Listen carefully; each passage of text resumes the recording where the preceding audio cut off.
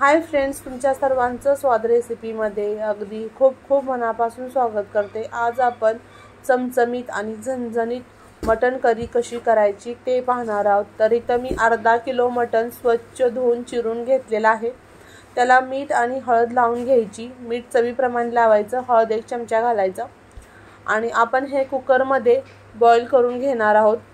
जर तुम्ही कुकरमध्ये बॉईल करत नसाल तर पातेल्यामध्ये बॉईल केलं तरी सुद्धा चालेल, पण कुकरमध्ये बॉईल केल्यामुळे आपला वेळ वाचतो। कुकर गरम झाला की त्यामध्ये 1 चमचा तेल घालायचं।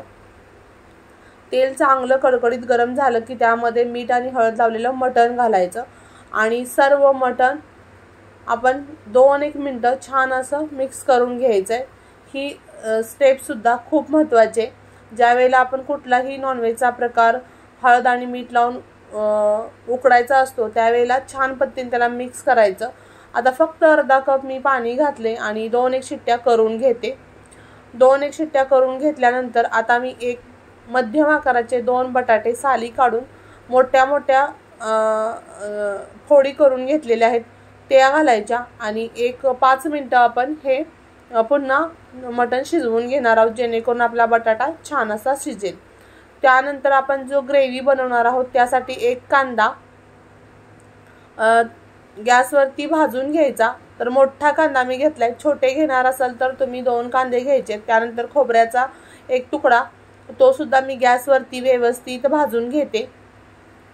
जर प्रथमच तुम्ही माझे व्हिडिओ पाहत असाल तर चॅनलला सबस्क्राइब करायचंय, जेणेकरून नवीन येणाऱ्या व्हिडिओचे नोटिफिकेशन सर्वात प्रथम तुम्हाला मिळेल।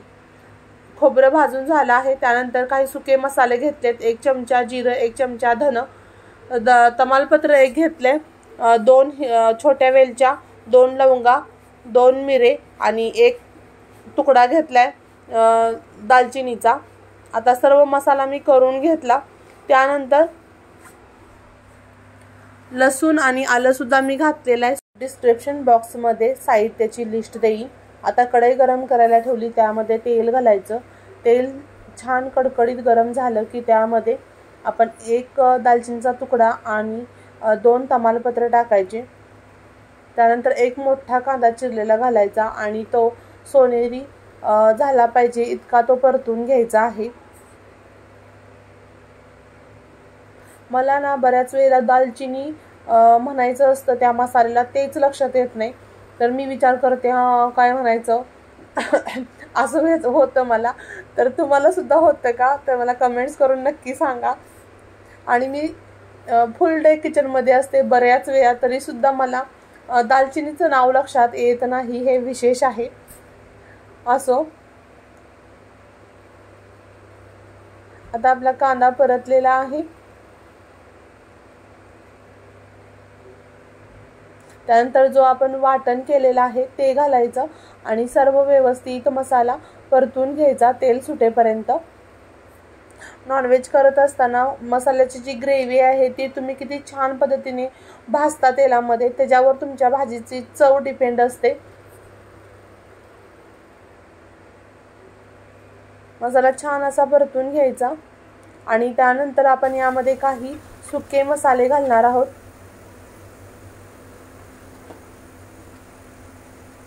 आता आपण कांदा लसूण मसाला तो आपल्या आवडीप्रमाणे घालायचा। आपल्याला तिखट कसं हवंय त्या पद्धतीने हळद घालायची। त्यानंतर बेडगी मिरची पावडर घालायची कलर छान येण्यासाठी। त्यानंतर 1 चमचा ते 1.5 चमचा गरम मसाला घालायचा आणि सर्व व्यवस्थित मिक्स करून घ्यायचे।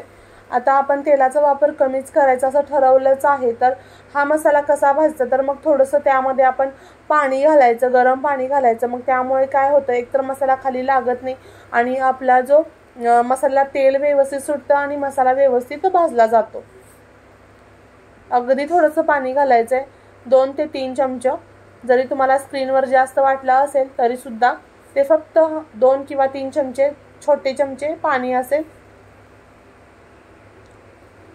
आता जे मिक्सरच्या भांड्यामध्ये जी ग्रेव्ही केली होती त्यात सुद्धा मी थोडंसं पाणी घालून मसाल्यामध्ये घातले आणि हा मसाला परतत राहायचा। आता हा मसाला परततोय तोपर्यंत आपलं हे मटण छान असं शिजलेलं आहे, मी तुम्हाला दाखवते स्क्रीनवरती।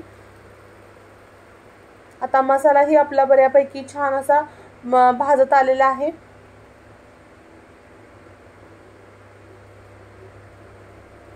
तेल थोडं थोडं सुटायला लागलेलं आहे। आता अगदीच कमी तुम्हाला तेल वाटत असेल तर आणखी थोडंसं तेल यामध्ये घालायचंय। आता तुम्ही घालू शकता।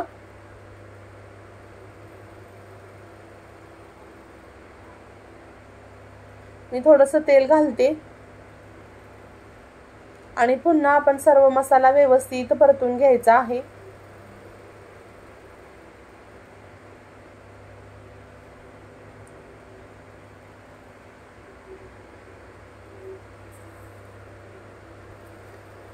मसाला आपला छान असा परतला गेलाय, तुम्ही बघू शकता। आता जे मटणाचं सूप आहे ते सुद्धा आपण मसाल्यामध्ये थोडं थोडं घालायचं, त्यामुळे आपल्या मसाल्याला खूप छान फ्लेवर येतो। खूप टेस्टी असं आपली ही करी लागते। म्हणजे अगदी पीस संपले असले तरी सुद्धा तुम्ही जो रस्सा आहे तो तुम्ही खाऊ शकता। आता जे उकडलेलं मटण आहे ते घालायचं। त्या बटाट्याचा जो फ्लेवर आहे तो खूप छान त्या मटणामध्ये उतरतो। तुम्ही एक वेळ जरूर ट्राय करून बघा। आता तुम्ही किती तुम्हाला पातळ ही करी हवी त्या हिशोबाने गरम पाणी घालायचं आहे आणि छान एक 10 मिनिटं आपण ही करी मंद गॅसवरती शिजवून घ्यायचे। आता मी गरमच पाणी ऍड केलेलं आहे।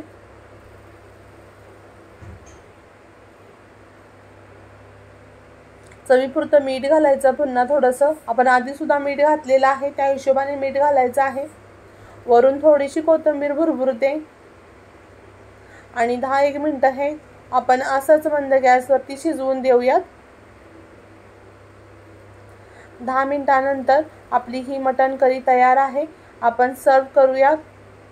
मस्त अमेझिंग असा कलर आणि थिकनेस सुद्धा आलेला आहे। चवीलाही तितकीच भन्नाट अशी आपली ही मटण करी झालेली आहे। सो पुन्हा भेटू अशाच नवनवीन आणि जायकेदार रेसिपी सोबत। तोपर्यंत मस्त राहा। Bye bye.